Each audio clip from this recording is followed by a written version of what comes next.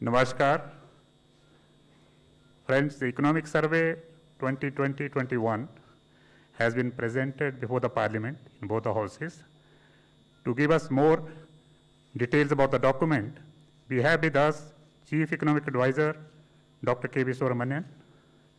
He will outline the context and make detailed presentation on the highlights of the survey. I welcome you, sir.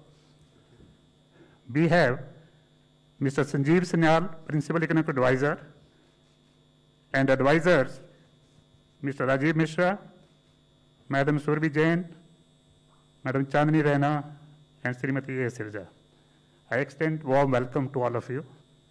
First of all, this team will launch economic survey, then Chief Economic Advisor will make the presentation. So the launch of the economic survey.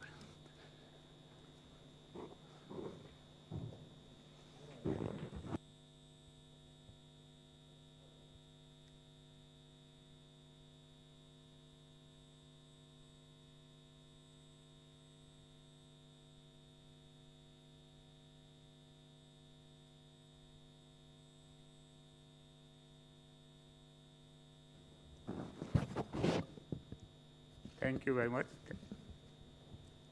Now I request the Chief Economic Advisor for the presentation, please.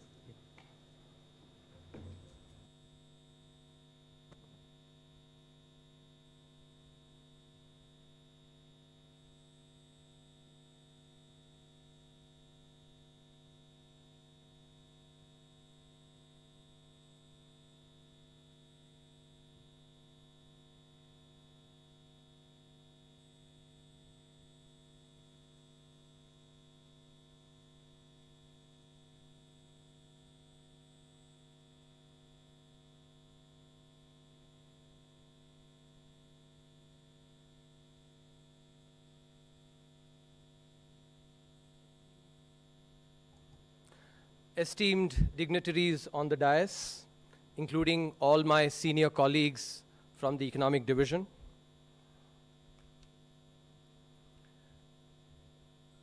Let me first start by thanking the Honorable Prime Minister, the Honorable Finance Minister, the Honorable Minister of State for Finance, Secretary Economic Affairs, and the entire team of secretaries in the Ministry of Finance. And last but certainly not the least, my really capable and dedicated team here that has worked through a very, very difficult year amidst people falling sick, family members falling sick, and in the last few days have literally burnt the midnight oil. How much ever I thank them is not enough. I would also want to thank PIB and the Director General, Sri Dhatwalia ji, for arranging this presentation, and wish everyone in the country good health and prosperity in the new year. This year's economic survey is dedicated to all the COVID warriors who have really helped in upholding India. If you see the cover of the economic survey, we have the COVID warriors joining hands to uphold India. Doctors, nurses, scientists who have helped in developing the vaccine in record time, sanitation workers, one and all, who have come together in this time of adversity to really uphold India. The cover also captures the V-shaped recovery that has happened in the economy. In fact, mirrors the V-shaped performance that the Indian cricket team delivered in Australia as well. After being shot out for 36 within an hour, they went on to win the series. So the resilience of the Indian economy is actually mirroring the resilience of the Indian cricket team as well. This year's survey is therefore dedicated to all the COVID warriors. It's about saving lives and livelihoods, about the V-shaped economic recovery, and the fact that in this year of adversity, when a once-in-a-century pandemic has hit us, India has really outweighed on the opportunities that this pandemic provides compared to the risks. That is also being shown in the cover.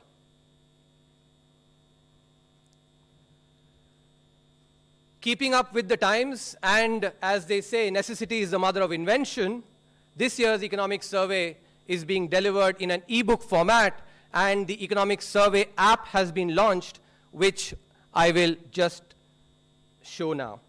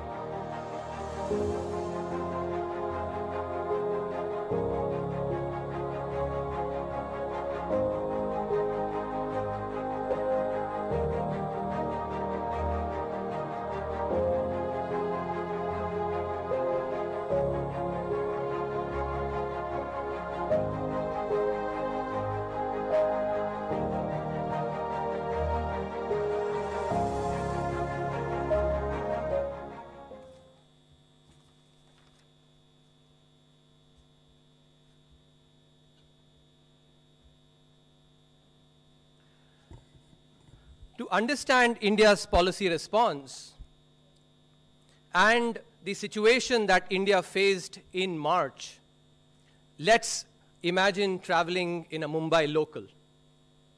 Typically, about 500 people travel in a Mumbai local train in one coach. Now, if suppose the trains had been running during the COVID times, this is just a thought experiment, just one person being infected in the coach could have infected 500 other people in the space of just 1 hour.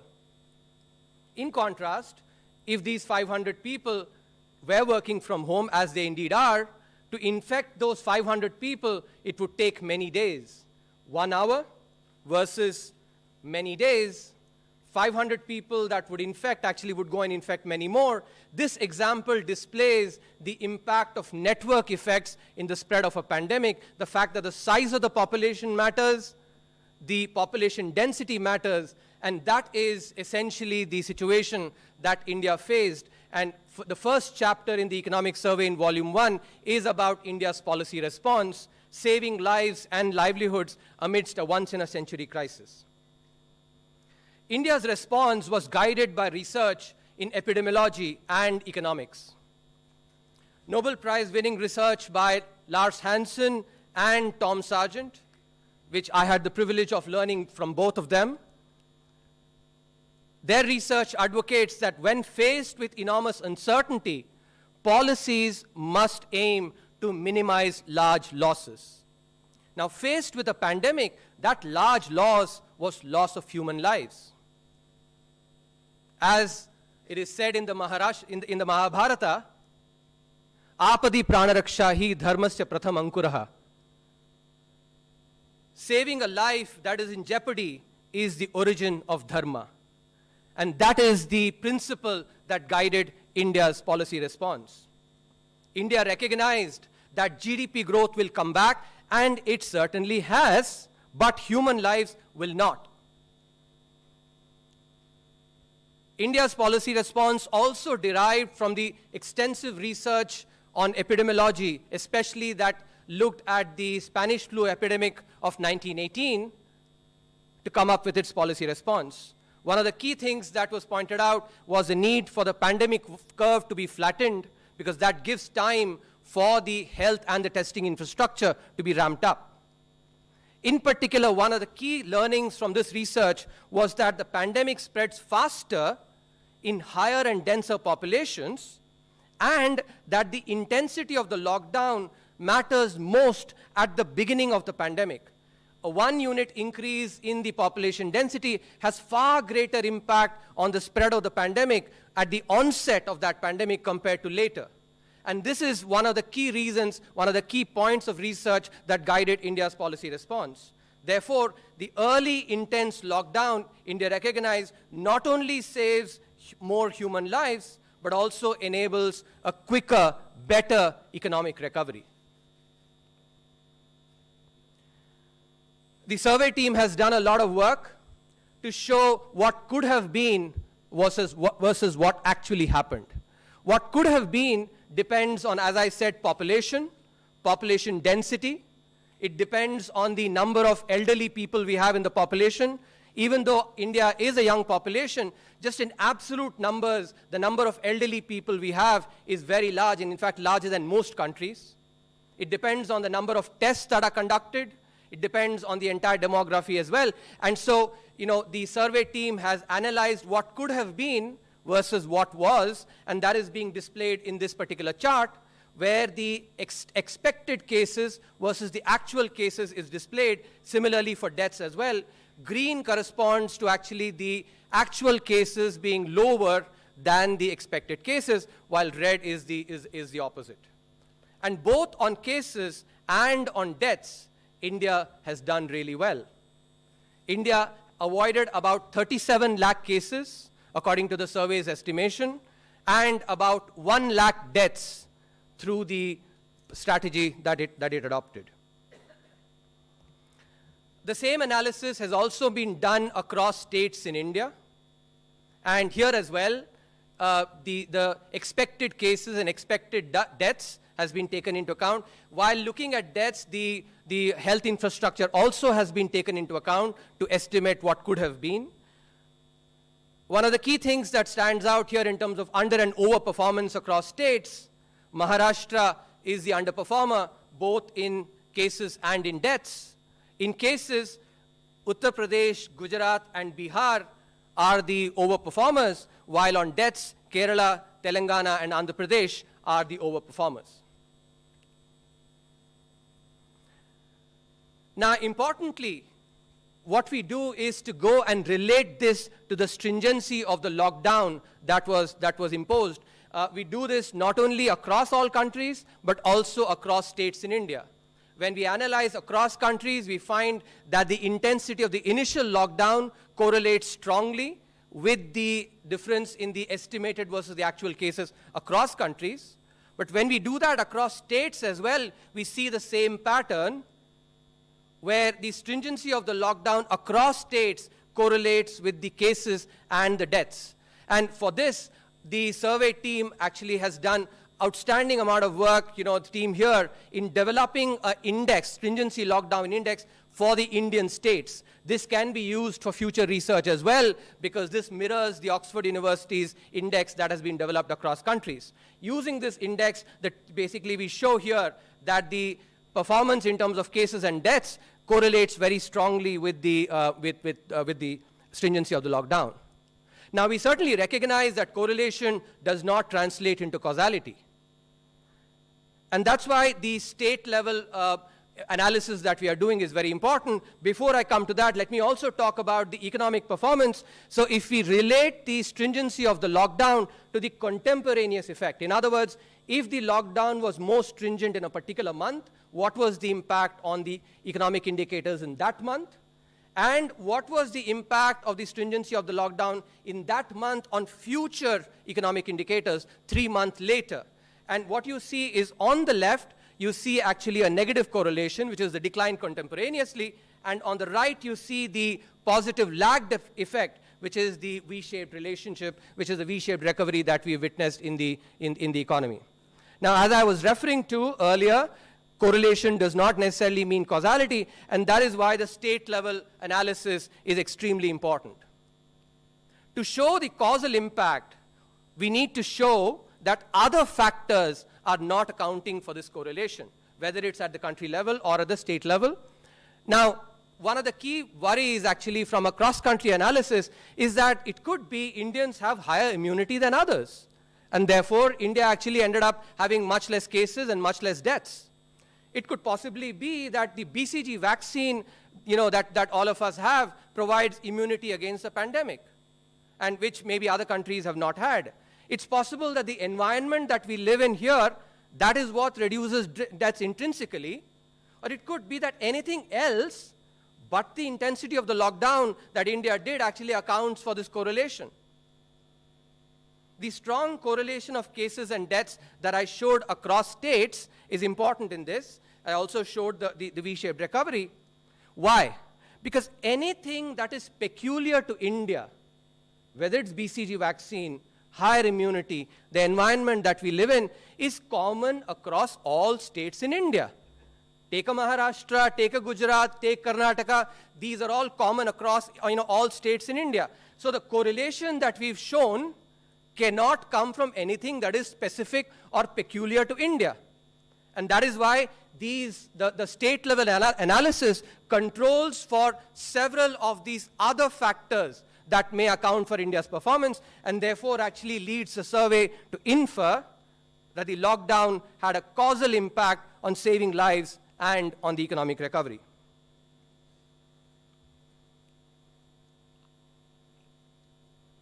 In this context, it is also important to keep in mind the intrinsic effect of the pandemic itself. Even without the intense lockdown, for their own safety, individuals would not have gone out anyway. And most of us are still observing many of those precautions. Contact-based service sectors would be severely impacted. Many of us, for instance, before the pandemic, would have gone for a massage, which maybe we have not done that because it's a contact-based service. So many of us have taken these precautions intrinsically.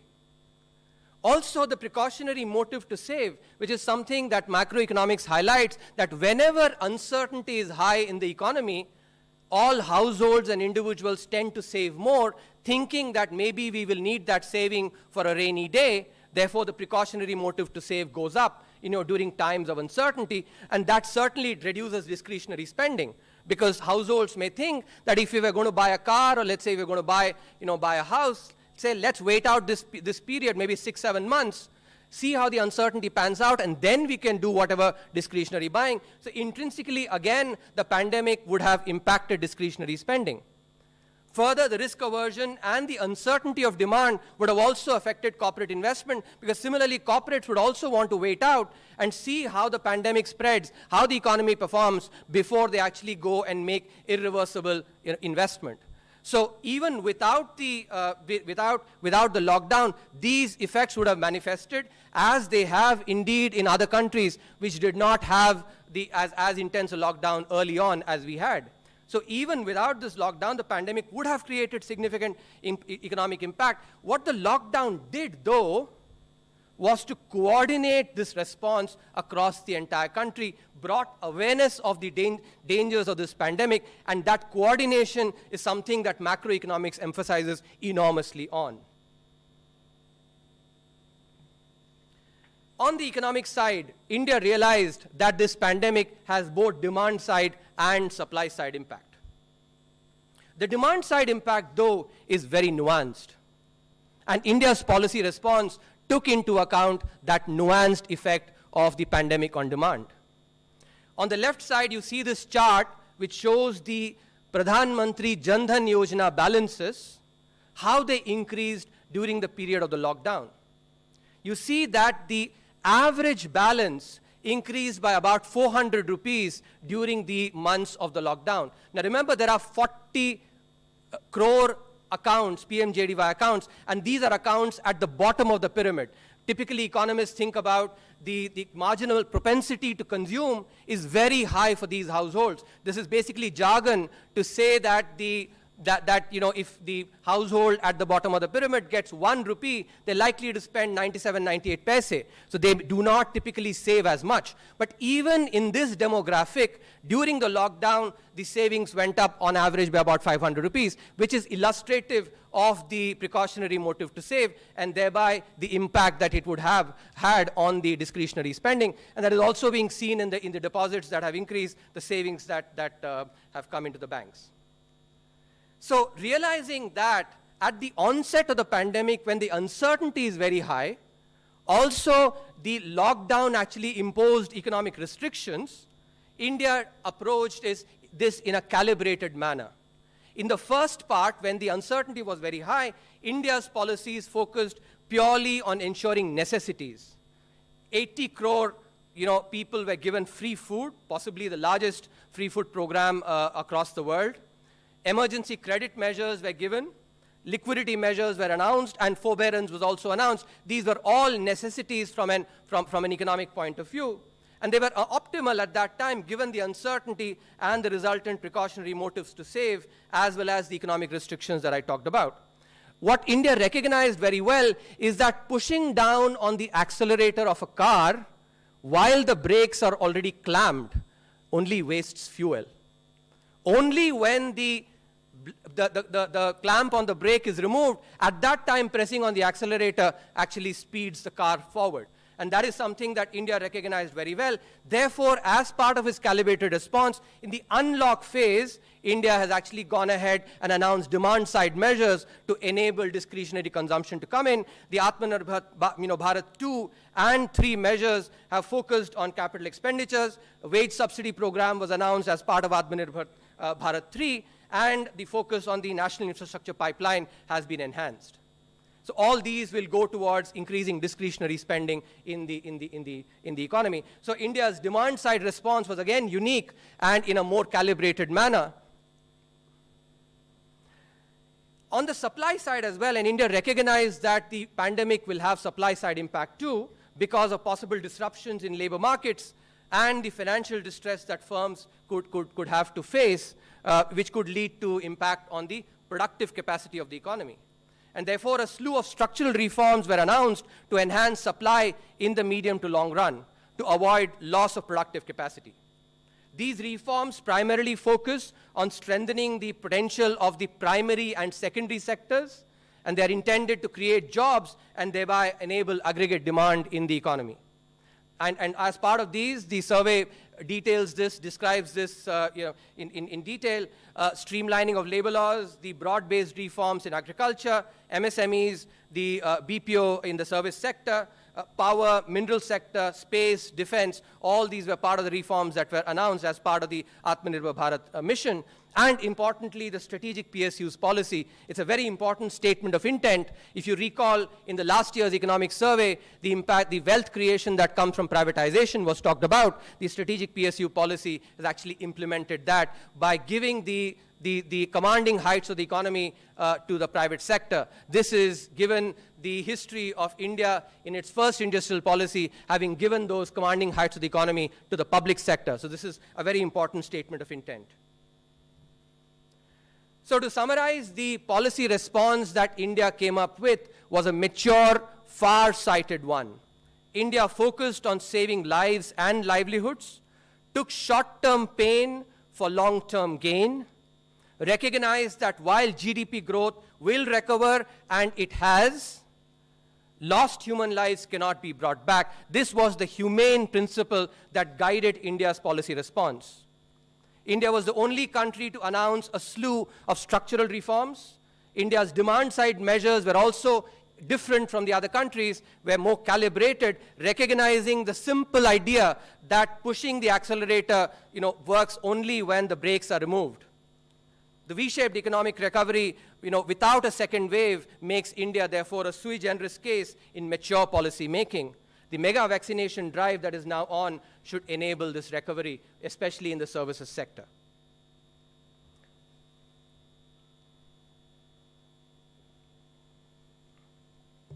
In a time like this, fiscal policy becomes very important. The second chapter, therefore, focuses on fiscal policy. The title is, Does Growth Lead to Debt Sustainability? Yes, but not vice versa. Let me start with a simple example to illustrate the main idea. Suppose you borrow and invest rupees 100, and you borrow it you have to pay an interest cost of, let's say, 8%. And let's suppose that the investment gives you 12%. The return that it yields is 12%. So you can borrow that in year 1, rupees 100. In year 2, 108, which includes 100 rupees interest, you can repay. The return is 112, so you can pocket 4 rupees and keep it with you. But because you have actually generated more, you can do this again. You can borrow another 100 rupees and keep doing this as long as the interest rate that you have to pay is less than the growth rate that you actually can generate or the return that you can generate. And this is captured very well by the American Economic Association's presidential address that was given by the then President Olivier Blanchard in 2019, where he says that if the interest rate paid by the government is less than the growth rate, then the intertemporal budget constraint facing the government no longer binds. The intertemporal budget constraint is just basically some difficult words for what I've illustrated using this simple example, that you can keep doing this over and over again, and as long as the interest rate that is paid is less than the growth rate, This debate has happened in the advanced economies because of the significant decline in their interest rates, but the same idea also applies to India because of the high potential growth rate that we have and the fact that the growth rate is higher than the interest rate. And this idea is captured by what is called the debt equation for debt dynamics. Without getting into the math, let me just give you the basic idea that if the interest rate is greater than the growth rate, then you do not get debt sustainability, because debt as a proportion of GDP will increase because you don't get enough to be able to repay the interest cost. But if the interest rate is less than the growth rate, then debt as a percentage of GDP certainly declines, and that is the key idea that is being captured here. The evidence is supportive as well. If you look at the left panel here, what is being shown is the interest rate growth rate differential at time t on the x-axis, and the change in the government debt in the y-axis. And you see that as the differential in absolute magnitude is higher, the change in the government's debt is also higher. And this is in fact coming from greater movement in the growth rate, because the difference between the interest rate and the growth rate can come both due to changes in the interest rate as well as due to the growth rate. What the chart on the right shows, that when you look at the variation in interest rate and growth rate over time, it is the change in the growth rate that is changing the interest rate growth rate differential and thereby impacting the debt to GDP ratio. And that is a key point, therefore, that it is growth that actually leads to debt sustainability, not necessarily vice versa. And this is important given the countercyclical fiscal policy that is important, has to be followed in times like these. The chart that you see on top is showing the public sector and the private sector balances. That is just sort of economic jargon for how well the private sector is doing and how much the public sector is supporting it. Countercyclical fiscal policy, essentially, the idea is as follows, that economies have peaks and troughs. When the economy is doing well, the private sector is doing well, government can step back at that time. But when the economy is not doing well, the private sector itself is not doing well, that's when the government needs to move in to actually support the economy. That is the idea of countercyclical fiscal policy. If you look at the United States and United Kingdom, two advanced economies, where this correlation between the public sector and private sector balances is very, very negative, minus 0.9. And this is over a very large period, starting from 1987 on up till 2019, the correlation is minus 0.9. In other words, when the private sector is doing well, the government steps back. When the private sector is doing badly, the government steps in. That's what leads to the negative correlation. But when you see in India, same period, the correlation is about minus 0.3, very low. And that's the basic idea that actually is being advocated in this chapter, that countercyclical fiscal policy must become an important point of emphasis when we think about especially times like these. The chapter also goes and examines debt sustainability in various scenarios, especially some of the worst case scenarios. There's a lot more details in the chapter. I'm just going to show you one snapshot here. This particular chart here shows the growth rate that can potentially be obtained from FY23 onwards, different scenarios, and how the debt to GDP will change based on those scenarios. I want you to focus on the worst case scenario here, which corresponds to nominal growth rate of 9%. Assuming an inflation of 5%, mid of the 4 to 6% band, this translates into a real growth rate of 3.8%. So what this slide shows, and this analysis shows, is that even if India were to have real growth of 3.8% in each year from FY23 to FY29, the debts will still come down. and it will basically come down because the nominal rate of interest would actually be higher than, nominal rate of growth would be higher than the nominal rate of interest. There are also lessons from something that India has already done in the past. We've been there, done it.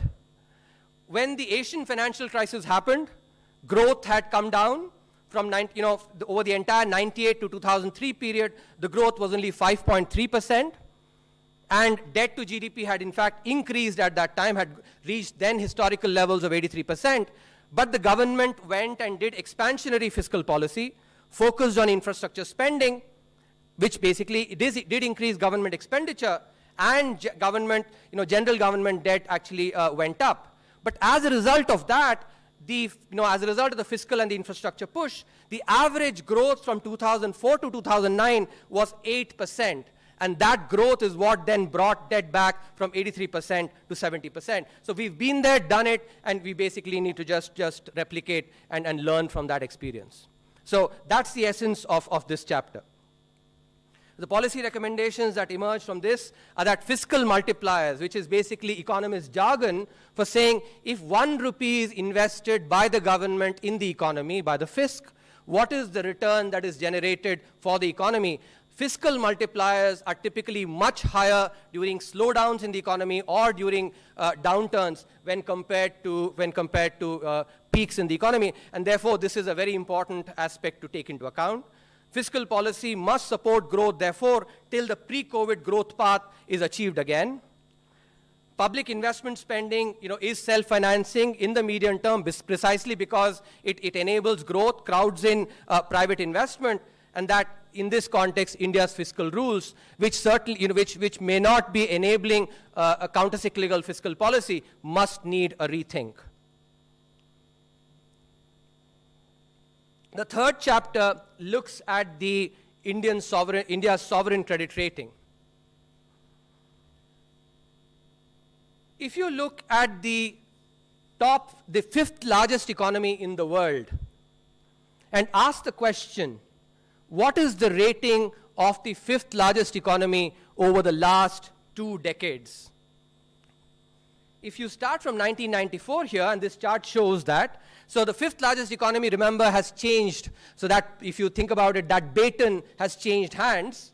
Italy was the fifth largest economy at some point in time. UK was, China became the fifth largest economy, and now India is the fifth largest economy. So the question that is being asked here is, when a particular country was the fifth largest economy, what was the credit rating of that country at that time? So asking the question, over the history of sovereign credit ratings, what has been the rating of the fifth largest economy? Now this is important because the GDP actually is the amount of activity that happens in the economy, and therefore the size of the GDP essentially captures the country's ability to repay debt as well, and that is why this question is important to ask.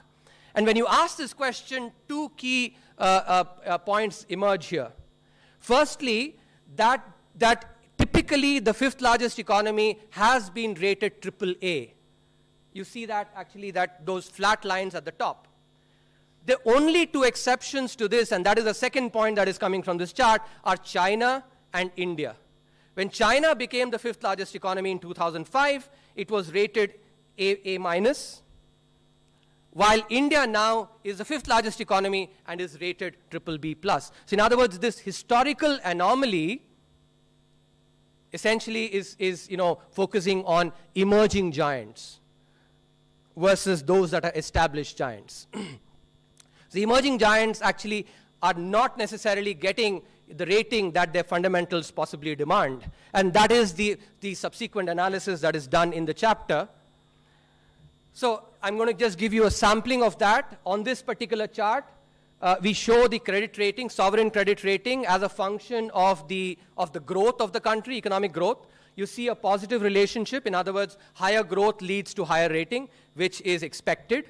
But what I want you to take away here is India actually lying below the line, significantly below this line of fit. And this is being done by looking at peer economies, in other words, countries that are within the same credit rating range, so that we do an apples-to-apples comparison. But India clearly lies below this line, and this is not just now. this has been the case over the last 2 decades. So whether it's 2000, 2005, 2010, 2015, or 2020, India lies secularly below the line. And this is then examined across a variety of indicators that are supposed to impact credit ratings: inflation, general government debt as a percentage of GDP, cyclically adjusted primary balance as a percentage of GDP, current account balance as a percentage of GDP, the political stability, rule of law, control of corruption, investor protection, ease of doing business, short-term external debt, reserve adequacy ratio, and the sovereign default history. Across all these indicators, India comes out as an outlier in a similar manner, which is what leads the survey to ask the question, does India's sovereign credit rating reflect its fundamentals? And using this analysis, the survey answers no. Now, another aspect actually is really important when we talk about sovereign ratings or ratings in general. Rating is nothing but a mapping of the probability of default. In other words, if you are called a AAA, it corresponds to a certain probability of default. If you're called B, there's a certain probability of default. That is all a rating is. Now, when you unpack that, the probability of default is affected by the willingness to repay as well as the ability to repay. The willingness to repay for India is gold standard because India has never ever defaulted on its debt obligations. You know, all of us remember even in 1991 when India faced a balance of payments crisis, we shipped gold to the Bank of England to honor our obligations. That is reflecting India's willingness to repay. The ability to repay is also very, very high. So firstly, if you look at just the sovereign's foreign exchange obligations, and that is what the rating agencies look at, and you exclude the bilateral and the multilateral debt that the credit rating agencies do not consider, that part is very, very minimal. So if you look at India's structure of debt, the part that is in foreign exchange, excluding these, is very, very minimal. So sovereign's foreign exchange obligations are almost non-existent, really minimal. But because India does not have full capital account convertibility, we also need to take into account the private sector debt. Now, when the private sector has to repay its foreign exchange obligation, it has to approach the Reserve Bank, pay rupees, get the equivalent foreign currency, and use that equivalent foreign currency to go and repay their creditor. Therefore, the foreign exchange reserves matter, in looking at this. Now, if you look at short-term debt of the private sector, in other words, what is due in just 1 year, India's reserve adequate to even withstand a 0.1% probability event, which is 1 in 1,000 times. And when you look at India's total external debt, not just the short term, you look at the entire debt, short term plus long term, public sector plus the private sector, which is the total obligation of the entire economy in foreign exchange terms, that amount is less than the reserves.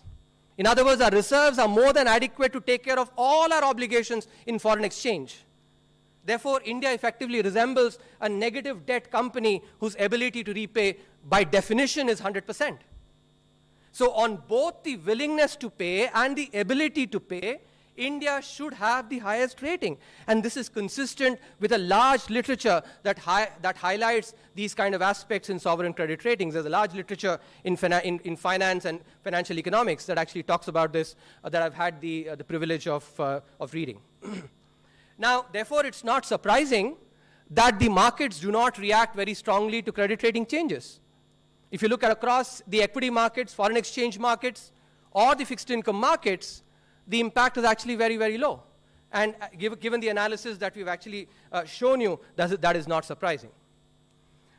So the important policy implications that come from this is that India's sovereign credit ratings do not reflect its fundamentals. Therefore, the ratings methodology, and this is not just true with India, I showed China as well when it became the 5th largest economy, the ratings methodology needs correction as they affect the foreign portfolio inflows in a mechanical manner, because many investment vehicles just do a mechanical rule where if the rating is above investment grade or in investment grade versus if it is not, they have mechanical rules and which affect the foreign portfolio inflows. So the rating methodology does have an impact on this, and the issue of pro-cyclicality in credit ratings, which needs to be addressed, and this has been debated in the G20 as well.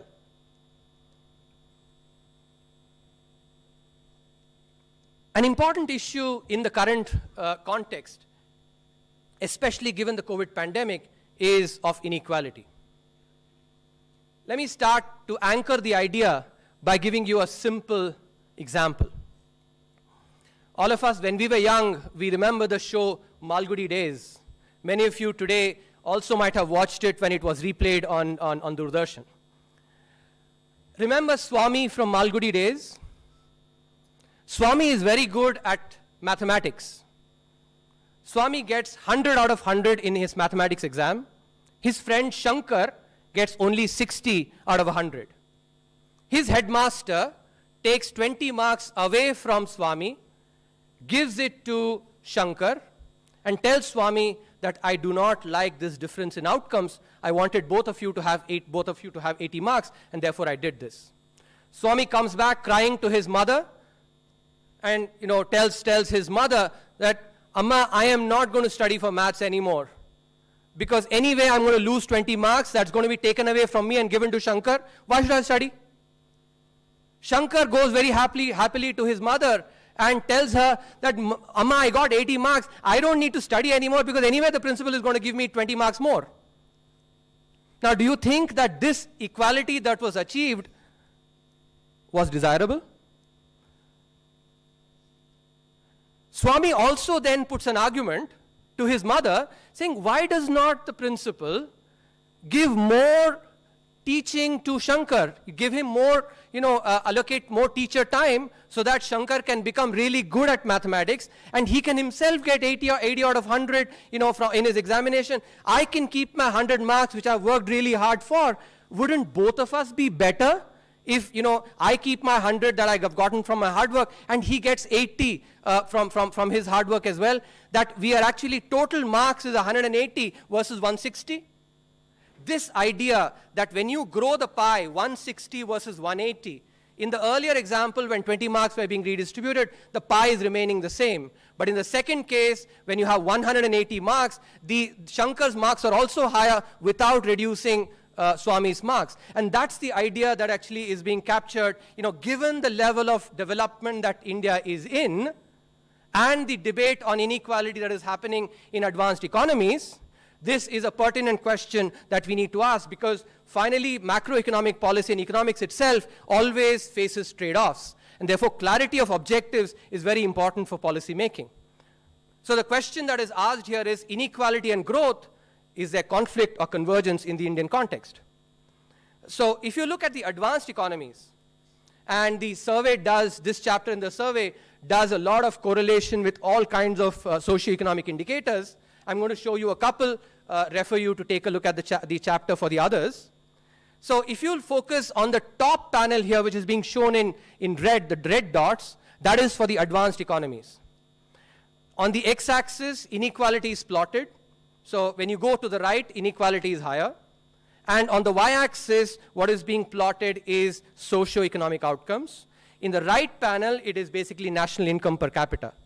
So for the advanced economies, what you notice is that an increase in inequality reduces health outcomes, while an increase in the national income per capita improves health and social problems. So they actually have this conflict between the income per capita, which is delivered by growth, and inequality.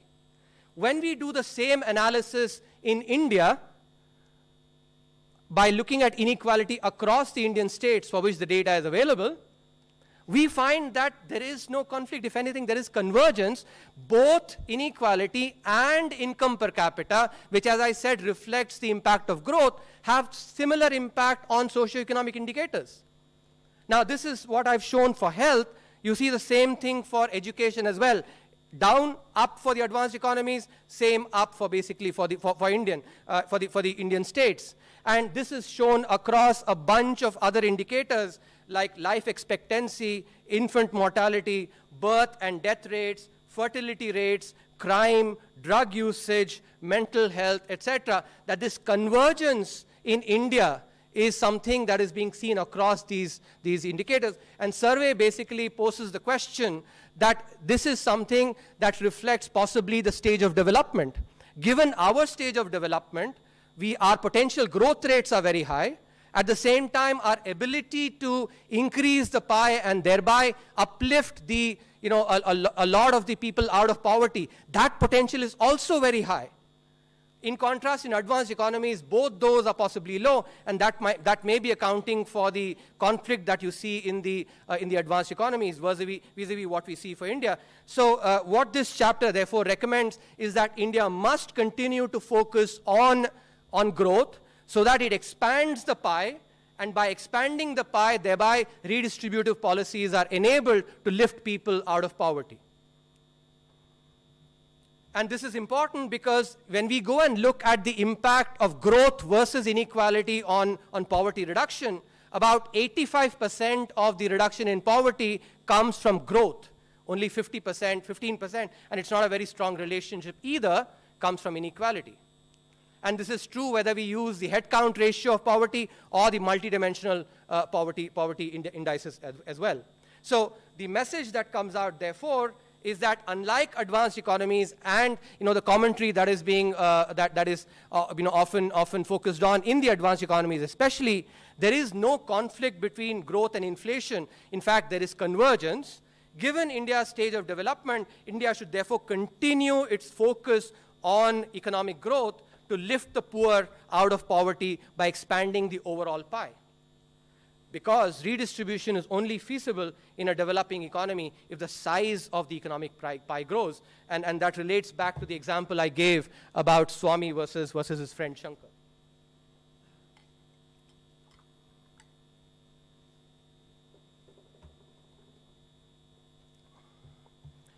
Let me give you one more example to illustrate the ideas that are covered in Chapter 5 and Chapter 9. I'm sure everyone here has watched the movie Three Idiots. If there isn't one who hasn't watched it, may raise his hand or her hand. I'm going to focus on this particular scene in Three Idiots when Farhan and Rancho go to have dinner at Raju's place. When they're having dinner, Raju's mother talks about how a large part of her salary goes into the medical expenses of Raju's father. And then she laments that because so much of the salary goes into health expenditure, there isn't enough money left for household spending, let alone being able to prepare sister's wedding. Now, this particular scene, albeit displayed in a darkly humorous manner, is actually representative of the situation that often many families in India may find themselves because of high out-of-pocket expenses, on health. And that's what these two chapters get into, especially given the COVID pandemic, which has really ensured that healthcare takes center stage finally. These examinations are quite pertinent. So this chart shows what I just talked about. So in this chart, the domestic general government health expenditure, the overall general government expenditure is shown. Remember, health is a state subject, and therefore it is important to focus on the general government expenditure. And in India, in fact, a large bulk of the spending on health is done by states. So if you take the general health expenditure as a percentage of the general government expenditure itself, as you increase that, clearly the out-of-pocket payments actually as a proportion of the overall health expenditure comes down. But what is really important here is the non-linearity in this effect.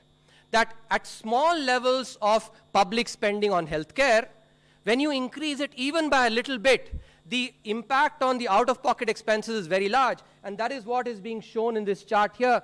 If India were to move from what it currently is to 2.5%, of the general government expenditure, then the decline in the out-of-pocket expenditures for households that are similar to Raju's family will be very large, and to about 30%. So more than half, and that will make a big difference to these families. Incidentally, this chart also shows where other countries are. Take a look at Thailand, for instance. Thailand is closer to 3%. And Vietnam, China are other countries which actually are, are being marked out here. So this captures the idea that if we increase the spending, public spending to about 2.5%, then the impact on out-of-pocket expenditures of typical families like the one I referred to, Raju's family, would be very, very large. The other important aspect that has been, that is very important, but critical to take into account in the context of healthcare is the problem of asymmetric information. And this has been highlighted by Nobel Prize winner Kenneth Arrow more than half a century back. In fact, now 57 years. So where he wrote this article about asymmetric information in healthcare. And that's why if you think about it, all of us care about the reputation of the doctor or the hospital we go to because of the endemic information asymmetry problems that we face in healthcare markets. And so the basic argument that Kenneth Arrow and others since have made is that laissez-faire in healthcare may not be the optimal way of organizing healthcare because of these asymmetric information problems that lead to market failures. And when there are market failures, free markets do not necessarily deliver the best outcome. And this chart shows some of that. This and the next part, what I'm going to show, gives you evidence in the Indian context. So this is data that we are showing for the amount of spending on the same ailment. So whether it's cardiac, procedure, cancer, or if it's an injury, and these are all inpatient, procedures.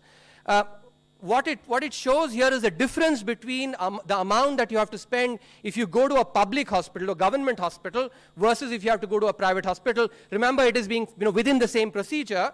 So, for instance, what stands out is that if it is a cardiac procedure, the typical patient ends up spending about 7 times as much, when he goes to a private hospital as it would be if it were in a government hospital. This is about 3.7 times for cancers, about 5.2 times for respiratory illnesses, about 6.2 times for gastroenteritic illnesses, injuries about 6 times. Across the board, across each one of these illnesses, the spending is much higher in the context of, when it's private healthcare versus public. Now, the one question that will definitely arise from this is that it could be very well true that the quality of care that is provided in the private hospitals is significantly better than that in the public hospitals. So which is the natural question to ask, and we ask that question in this chapter and go and look at the data.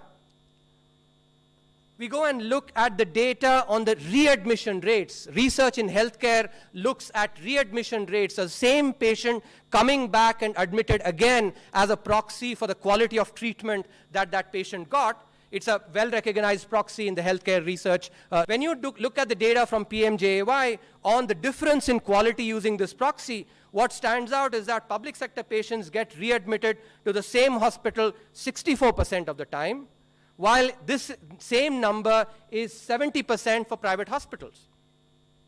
So from this, we can make the inference that it certainly may not be true that the quality of care that is being provided in the private hospitals is significantly better than that in the public sector hospitals. Now, one has to take into account, I'm not saying from this that public sector hospitals are necessarily providing better care. The reason I don't say that is even within the readmission cases, it could be that we choose for the more difficult cases, private hospitals are chosen. That possibility exists, and therefore one can't infer from here that the quality of care is definitely better. But it does not seem to be the case that the quality of care in the private hospitals is significantly better than the public hospitals. That this evidence does not show. Now, when you put that together with what I showed you in terms of the prices, then you see the problem of asymmetric information that Kenneth Arrow talked about. And therefore, healthcare design, the system design in healthcare becomes really critical, given that about 65 to 67% of care is provided by private sector hospitals in India. Another important point in this context, given the COVID pandemic that we have gone through, is the need to incorporate flexibility. What we have to be careful is to ensure that we do not get affected by saliency bias. Behavioral economics talks about this facet called saliency bias, which is you overweight the most recent piece of evidence. The reason the survey talks about this is that, it's possible that we may end up doing too much, responding to take care of pandemics, which are basically, communicable diseases, and not care as much about the non-communicable disease burden that India faces. So India has to be careful to ensure that healthcare policy is not affected by this saliency bias, but it must still incorporate agility and flexibility into its healthcare infrastructure, because the pandemic that comes next time possibly may be different from what we have right now, and therefore this flexibility becomes really important. And as I just showed, given the market failure due to asymmetric information, better regulation of the healthcare sector is critical to ensure that the benefits of healthcare reach the common people. And in this context, the Pradhan Mantri Jan Arogya Yojana has played an important role. Even though it's only a few years, we basically go and for the first time bring data from Ayushman Bharat and look at what has been the impact of that. Before I show you the actual analysis across states, I'm going to show you what is the kind of procedures that people are using as part of the PMJAY. So general treatment is what accounts for most, and in fact, a large part of the use of PMJAY is for treatments that are between the 10 to 15,000 rupees range.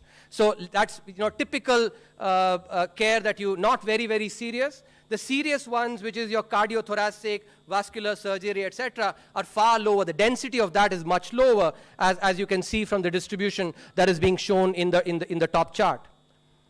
In the bottom chart, what has been shown is how during the COVID times, it seems like PMJAY has played a role in enabling people to get treatments, important treatments, but high-frequency ones like dialysis. So you see the plot here of general medicine, which is the top one, and you also see the pre-authorizations for dialysis. What stands out is that there is no impact of COVID on the dialysis pre-authorizations, but there is a sharp and a V-shaped kind of effect on general medicine. In other words, general medicine did get impacted by COVID and the lockdown, but crucial, life-saving procedures like dialysis were not impacted through PMJAY as using dialysis as an example. We then go and look at states that have adopted PMJAY versus states that have not adopted to try and show the impact of PMJAY. We do this in two ways. I'm just going to show you one part here, which is we first take all the states in India, club them into those states that have implemented PMJAY and those that have not implemented. First, look at the baseline, and then compare after. So here it is important we use the NFHS data, which provides a very nice before-after, because the NFHS 2015-16 is before PMJAY, which got implemented in 2018, while the NFHS 2019-20 is after the implementation of PMJAY. So we got a good before-after. We can compare the baseline as well and see the impact on health outcomes. But before that, what we do is to look at the impact on actual insurance, health insurance in the population. And what we find is that when you look at the 2015-16 data, compare that to 2019-20, the insurance coverage has increased by about 54% in the states that adopted PMJAY, but it has declined by 10% in states that did not adopt. Now, when we go and examine the same thing in the context of several health-related measures like infant and child mortality rates, maternal and child health, treatment of childhood diseases, we find significant impacts, and those are all there in the Chapter 9 of the economic survey. For paucity of time, I'm not going to go into it. There are also some spillover benefits that are coming on things like child vaccinations, awareness of HIV, AIDS among adults, etc.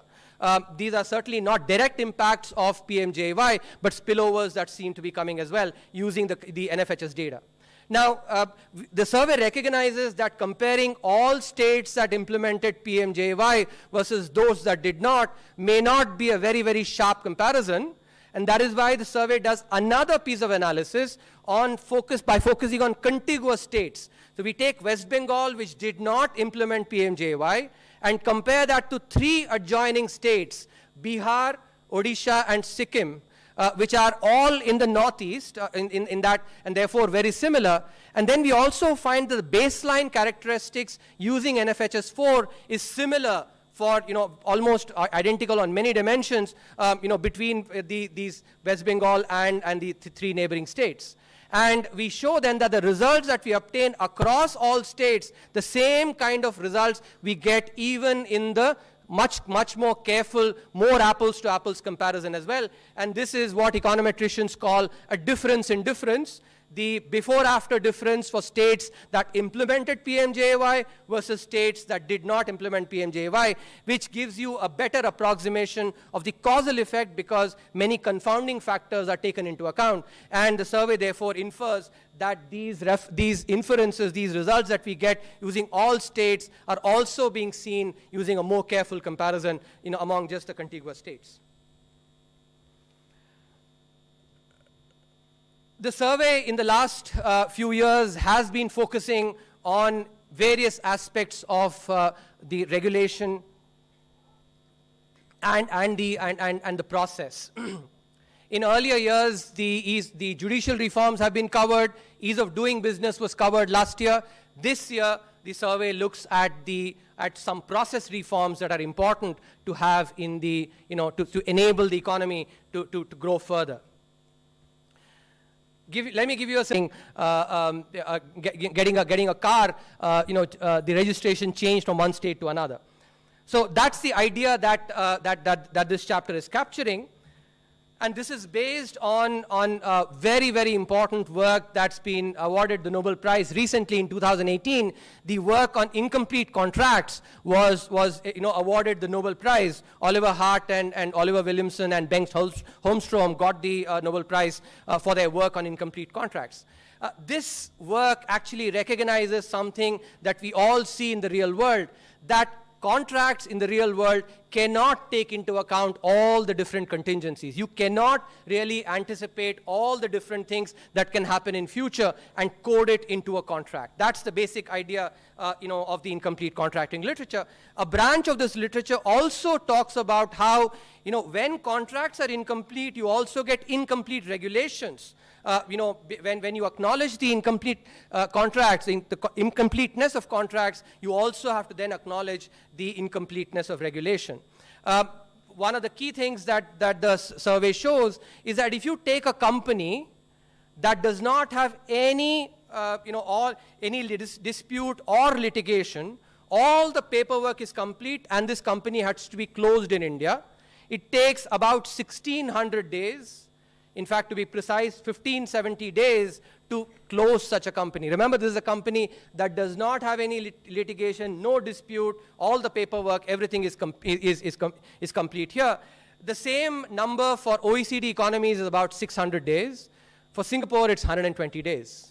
Another important statistic, just to complement what was shown in the last year's survey, looking at the number of permissions that is required in Delhi, for instance, for getting, for having a restaurant.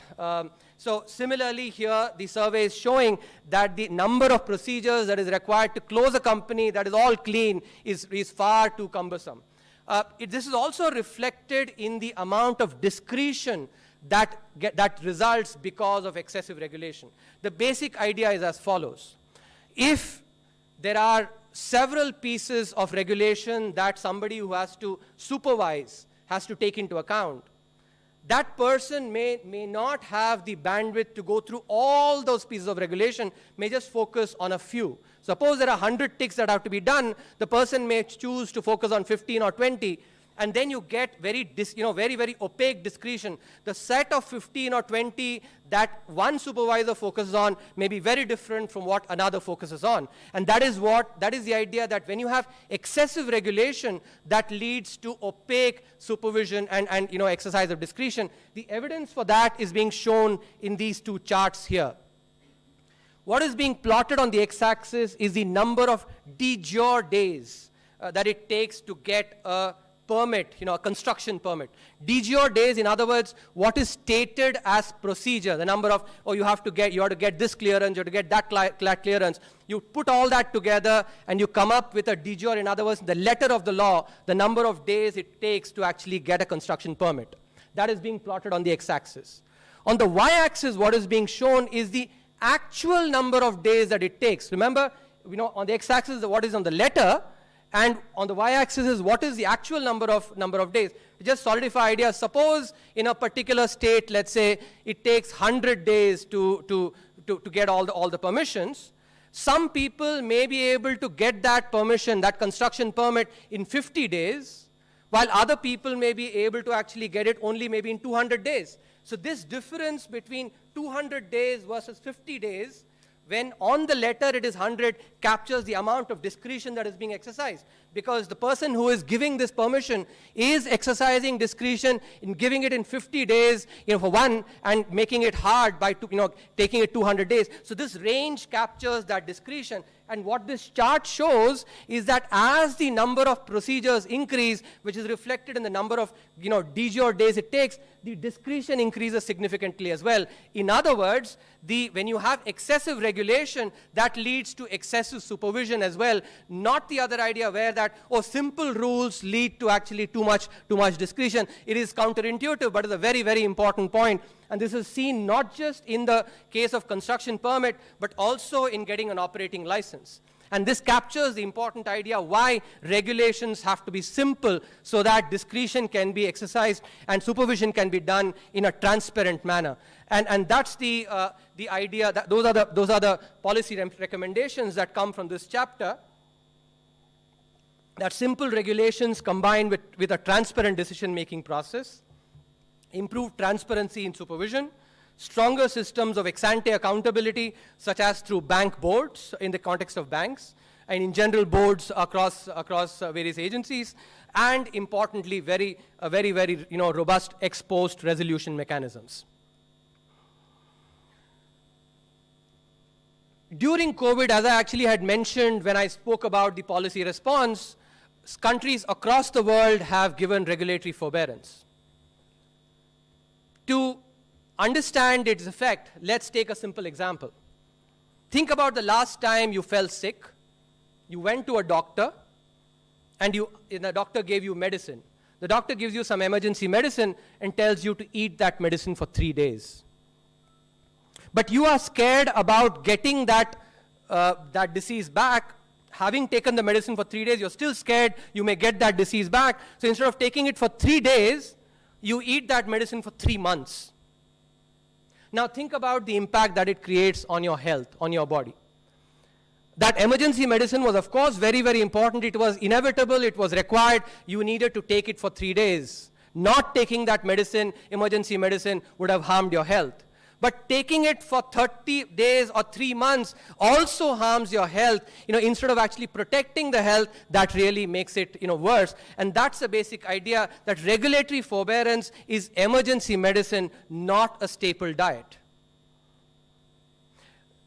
This is seen in the context of the 2008 global financial crisis. Much like now, after the global financial crisis, because the economy was impacted, firms were impacted, forbearance was provided. The forbearance, though, much like emergency medicine that became staple diet, was continued for 7 years. This chart here shows how, whether you looked at GDP growth, exports, the index of industrial production, or credit growth, each one of those, the chart is marked there. In 2011, about 2 years after the forbearance was given, things had improved very well. The 3-day medicine that the doctor prescribed had already had its effect. The body had actually gotten better. But for fear of actually possibly continuing, maybe getting that disease, that forbearance was continued for 7 years. And last year's economic survey, volume 2, the first chapter, talked about how the banking sector problems actually were responsible for the growth slowdown. this particular analysis here is very important given the fact that forbearance has again been provided to ensure that we actually, we do not repeat some of those issues and ensure that the banking sector emerges much more healthier this time around. So the chapter does extensive analysis.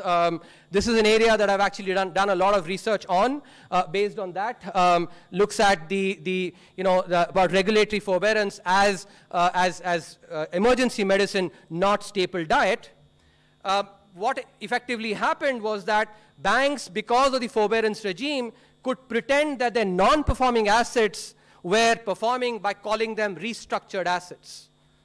Because the provisioning requirements were lower, so banks continued to window dress their balance sheets, which led to several unintended effects, leading to unhealthy firms lending to unhealthy firms, evergreening, and low provisioning.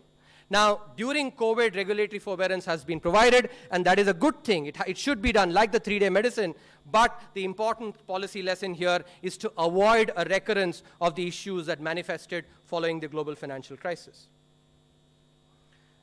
Another important aspect here is that the AQR that was done could not bring out all the hidden bad assets that led to underestimation of capital requirements. The design was such that it did not mandate capital raising by banks, which led to undercapitalization, increasing sharply in the banks, and that led to distortions that first happened initially when the forbearance was provided, thereby exacerbating an already grave situation. So it's important, therefore, here to learn these lessons and ensure that they are not repeated so that the banking sector emerges healthy in the current round of forbearance. Chapter 8 of the survey looks at innovation.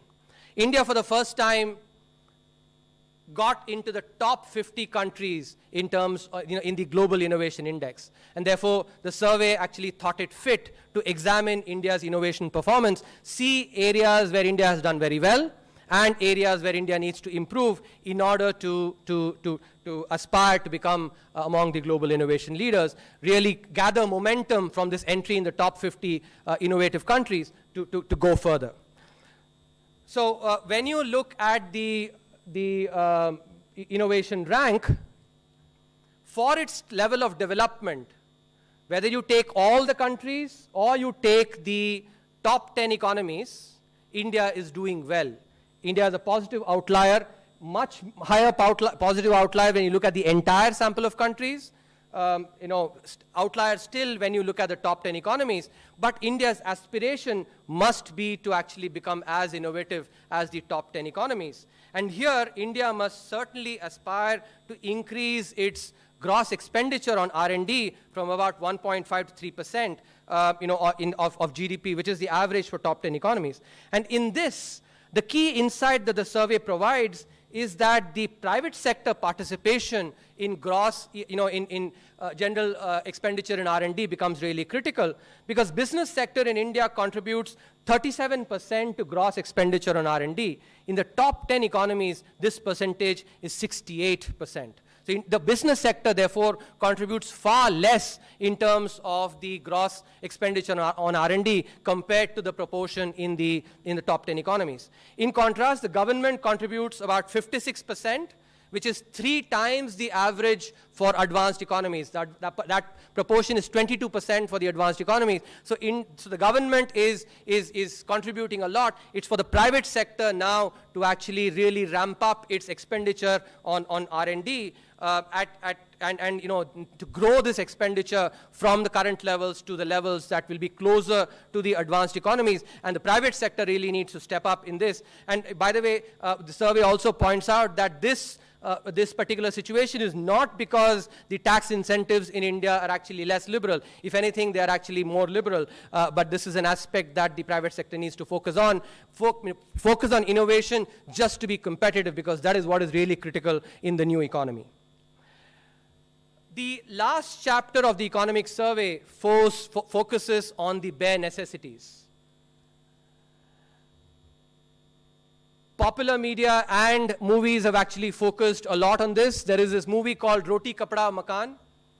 Many of at least those of us from my generation might remember, which focuses on these bare necessities. What the survey does, therefore, is to go and create an index of the bare necessities that a household, typical household, gets across India.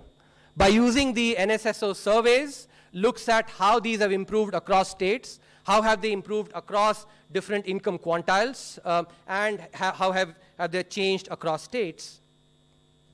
So if you look at the at the situation in 2012 versus 2018, this is the India map here. The colors actually denote, the extent of access to the bare necessities.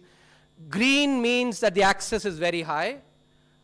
Red, in contrast, means that the access is low, and yellow means that the access is medium. So this is constructed using about 26 variables across water, sanitation, housing, micro environment, and other basic facilities. 26 indicators have been taken to analyze, to come up with this bare necessities index. What you see is that across the country, across all states, there has been improvement at the all India level in the access to bare necessities. States like Punjab, Gujarat, etc. do fare really well in access to bare necessities. Some of the eastern states actually, need to ramp up on this. If you look at in terms of rural India, which was in 2012 was almost all red, now appears to actually lot more yellow. So there's been a significant improvement. There are still parts that actually have red, which need, which need to work on. And if you look at the urban India, which was primarily yellow in 2012, now at least half of urban India seems to have become green. So there's been an improvement here as well. So across all India, rural and urban, when you look at the access to bare necessities in 2018 versus 2012, there has been secular improvement in the access to bare necessities. But what is most important is when we look at the inequity in the access to bare necessities. And this is important because, while rich people have access to private sector solutions, if you don't get good water, you possibly can get a filter. You can buy a filter. If you don't have, if you're bitten by mosquitoes, you can actually get all kinds of facilities. But poor often don't have access to such private sector solutions, and therefore the inequity in access to bare necessities is also a very important thing that the development must focus on. After all, if you remember Gandhiji's talisman, think about the Daridra Narayan and think if your policy is indeed helping that Daridra Narayan. Keep the face of that Daridra Narayan and see if the policy has impacted him. So what this chart shows is that the poorest, the access to bare necessities for the poorest has increased significantly. Q1 is the poorest quintile, while Q5 is the richest quintile, and this is, the blue is for 2012, the green is for 2018. So you see that both at the all India level, rural and urban, the access, the improvement in access has been much more for the poorest people in the country, while rich have also, access also has increased, but not as much, and thereby the inequity in this has reduced significantly. So to summarize, India is witnessing a V-shaped economic recovery. This is a testimony to the resilience and the intrinsic strength of the Indian economy. When history will record India's policy response amidst a once-in-a-century pandemic, history will come to the conclusion that the policy making was mature. The ability to take bold decisions, to continually calibrate responses, the willingness to take short-term pain for long-term gain, which is what displays maturity in policy response. These together signify the policy maturity and the alacrity with which the government responded to the once-in-a-century pandemic that all of us are witnessing. Given the large vaccination drive and the swift rollout of the same, we present this survey with optimism on both the health and the economic fronts. At the same time, humbly requesting each one of you to continue observing the caution that all of you have observed so far in admirable manner till you get vaccinated. Thank you very much. Thank you very much. I think it was a very detailed one. Thank you very much. Friends, now we can take some questions. Okay, 50.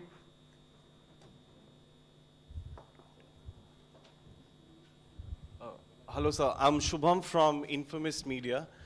Sir, I have two questions.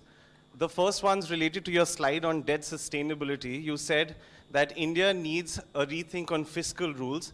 So what do you mean by that? Are we shifting the target maybe from fiscal deficit to debt to GDP? I mean, basically, what do you mean by that? The second is related to the... Can you just restrict to one, because there are many people who will ask the question. Just Sure, please, sir, yeah. sure. It's a simple, the response is very simple, that the fiscal rules have to be framed in such a way that they enable counter-cyclical fiscal policy. 44. Good evening, sir. Shishir here. Sir, I'm just using your cricket analogy because you use the cricket. You have batted for strong stimulus, sir. So what kind of stimulus we can think of where we have some kind of long-term sustainability from Pujara's batting and contrary and aggression view from the Pant's batting? Wait for Monday, I'm sure you'll see both Pujara and Pant in action. Let me add here I something. think she said, Yeah, I'll just add one thing. That one of the points made in the presentation is that timing matters. And so here in this context, please note that a lot of discussion was there about our whether or not fiscal expenditure, etc., should be ramped up, when it should be ramped up. Now, the point that CEA was making earlier was the following, that when you have your foot on the brake, there's no point in pressing the accelerator. And so there was a phase where we were under lockdown, where we basically focused on providing a cushion to the basic essentials, whether it's food program or guarantees or keeping in abeyance. But once it was opened, people are not paying enough attention. We did carry out a very significant fiscal stimulus through spending, particularly capital spending. And for those who are not familiar with the number, let me give some numbers. In the month of October, capital expenditure of the government was up 129% year on year. In the month of November, it was up 249% year on year. In the month of December, it was up something like 62% year on year. That's the flash estimate. You'll get the exact number in a few hours. But a point I'm making to you is there was massive fiscal stimulus provided, but it was provided in a peculiar way, which is not the way many experts around the world, like Joseph Stiglitz and others said, just send checks out and spend and monetize. No. It was done in a calibrated way. And it was done through capital expenditure, because that is how we also create assets. After all, we are running up debts doing this. So you have, when you're creating liabilities, you also have to create assets for it. So it was done in a very responsible way, but we did do it and we timed it at the time where the supply side of the economy could respond. Now, here is also an important insight we need to pray, that most people are thinking of demand destruction during a lockdown or during the COVID situation. But in fact, there was equal shock, if not more, to the supply side. So if you do not pay attention to this, then you miss the entire point, because what happens is this: if you just press on accelerator on demand, when the supply side cannot respond, you will get nothing more than, you'll either get inflation, or worse, you'll actually get a huge amount of the money simply getting saved, which is the other point, which many other countries, by the way, have now noticed. Thanks a lot. I think Sanjeev pointed out something. I had a chart which I did not focus on, but precisely these numbers. And let me just summarize what Sanjeev said, that like in cricket, even in economy, timing matters. When the ball is swinging around a lot, there's a lot of uncertainty. You need to actually play carefully, focus on survival, essential items. But once the swing is gone, you should actually be then getting into, so when the ball is swinging, you bat like Pujara, and when the swing is gone, then you bat like Pant, which is what the Indian economy actually and the policymakers have focused on. 18. So, very good evening. Sapna Das here from CNBC TV 18. In the context of the numbers that have been presented in the survey for this year, of course, known, next year 11% in line with IMF projections. So, one, how confident is the government, you, the CA, everyone, and the team in terms of those numbers? And sir, also in terms of the big ideas in this survey, would you like to highlight certain points? Because, the previous two surveys had, a lot of suggestions, so to speak. Anything that you would like to say on that?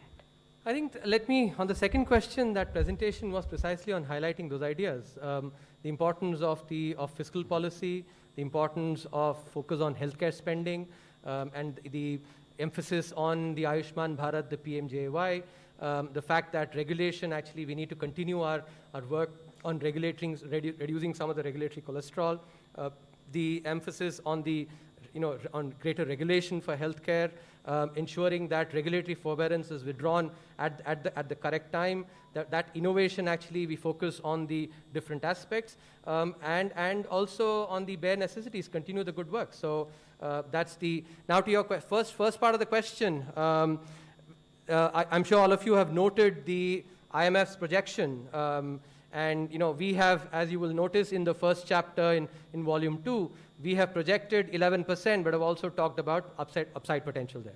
261. Sir, this is Krishnanand Tripathi from ETV Bharat. You said that the cost of healthcare is 3 to 7 times more in private sector. Do you think there is a case for further strengthening of clinical establishment and Registration and Regulation Act?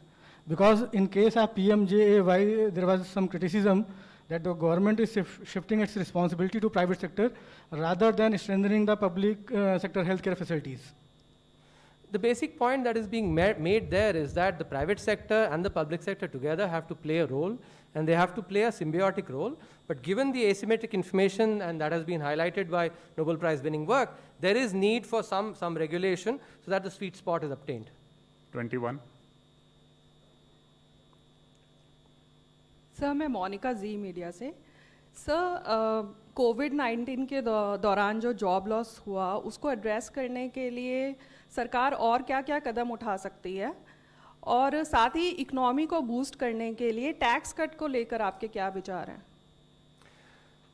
देखिए, आपने ध्यान दिया होगा कि आत्मनिर्भर भारत 3 के जो package आई थी, उसमें एक वेज सब्सिडी प्रोग्राम अनाउंस किया गया था। उसके अलावा, जैसे प्रिंसिपल इकोनॉमिक एडवाइज़र भी कह रहे थे कि जैसे अनलॉक फेज़ बढ़ा, उसमें डिमांड मेजर्स में एक्चुअली तेज़ी आई, और इनमें और तेज़ी आगे भी आएगी। जैसे नेशनल इंफ्रास्ट्रक्चर पाइपलाइन है, जो कि जैसे सर्वे में भी हमने बताया है कि जब इंफ्रास्ट्रक्चर में खर्च होती है, तो उससे जो अर्थशास्त्री बोलते हैं क्राउडिंग इन, यानी कि जब पब्लिक सेक्टर इन्वेस्ट करता है इंफ्रास्ट्रक्चर में, तो उससे प्राइवेट सेक्टर की इन्वेस्टमेंट भी बढ़ती है।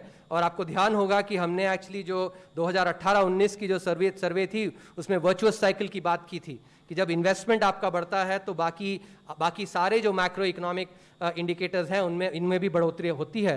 तो वही एक्चुअली यही चीज़ें अभी और दोहराया जाना चाहिए।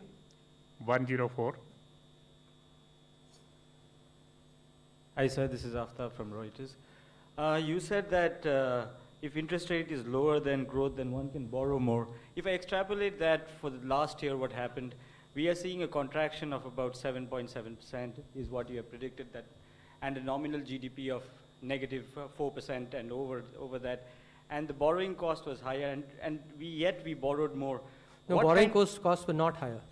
Higher in terms of growth. We had a contraction, and the borrowing cost was about 5.3. Interest rates decreased. I'm sorry?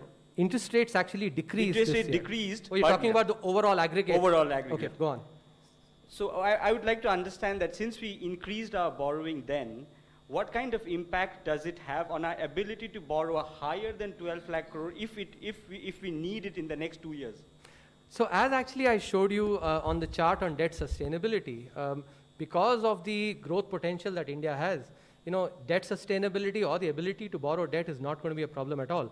And in fact, if you would recall, in the last year's budget, there was also an arrangement made for special category bonds, which will enable the Indian government bonds to be listed as part of the bond index, sovereign bond indices, which brings in a large supply and therefore will actually enable this process. Number 6. Let me just add to this. I mean, you can't say that, the GDP growth was in one particular year dropped and compare it to the interest rate. After those interest rates are on 5-year bonds, 10-year bonds, and so on. So, for example, a 10-year bond you can now do at 5.9 or whatever that rate is right now. Now, I would make a strong argument that nominal GDP growth in India is going to be much higher than 5.9% over the next decade. I mean, this year, of course, you'll get a bounce from the low base. But let's take this year, 15% plus, I think, in nominal GDP growth is, I think, not an unreasonable thing to ask for. So in that case, compare that to 6%. Even further out, when the base effect goes away, I don't think you are looking at too much. It will still be significantly above the 6% in the 10-year horizon. Which is what was displayed in that slide by showing you the different growth scenarios. 29. Sir, Timsi from CNBC TV 18. I have a very peculiar question. As you said, that till now the stimulus that was given was in a calibrated manner, and now is the time for the government to press the accelerator of stimulus to address and make us achieve the 11% growth. What are the key 3 sectors which you think are going to push us to this 11% growth in the next measures of stimulus that we are seeing? I think the survey focuses on macroeconomic, on investment, ensuring that the fiscal policy supports growth. The analysis of various sectors is something that actually, you'll possibly see in the budget. Number 6. Ruchi Bhatia from ET. Now, you did say in your first chapter that the lockdown did have a massive impact with respect to saving lives as well as the economic recovery as well.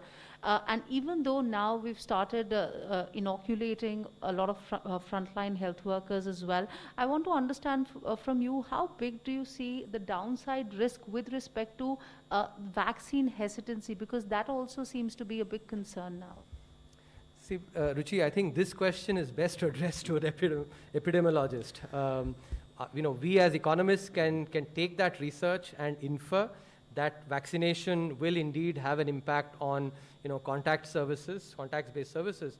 But the impact of the, of any inclination to not get vaccinated, I think from what I've been reading, it seems like the vaccination numbers are, if anything, are going up. Yesterday, for instance, Delhi had the highest number. So maybe I don't think that that's such a big concern. Number 10.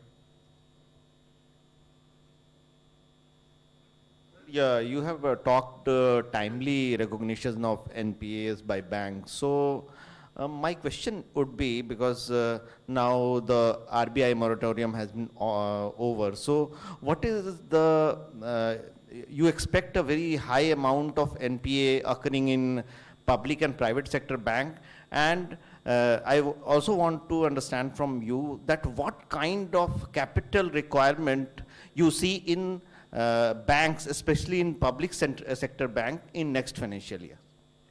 See, these are questions that are best left to the regulator and supervisor to answer.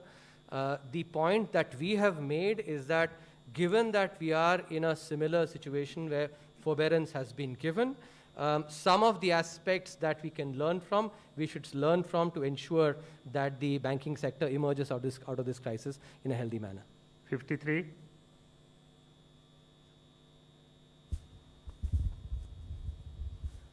Sir, this is Manu from Economic Times finance website. Sir, I have a simple question, that is, sir, how big a risk is bad loan surge in the finance ministry? Can it stop economy from taking off right now? No, I don't think so. 58. Sir मैं शैलेश यादव हूँ ANI news agency से। Sir, economic survey में एक आपका agriculture को लेकर एक chapter है जिसमें बोला गया है कि एग्रीकल्चर रिफॉर्म जो है रेमेडी है, मेलेडी नहीं है। तो जो किसान आंदोलन कर रहे हैं उनको आप कैसे समझाएंगे कि ये रेमेडी है, और क्या उनका आंदोलन आप मानते हैं कि वो बेमतलब है? हम तो अर्थशास्त्री हैं और अर्थशास्त्र की बात करते हैं, और अर्थशास्त्र ये कहता है कि इससे काफ़ी सारे बेनिफिट्स हैं। 42.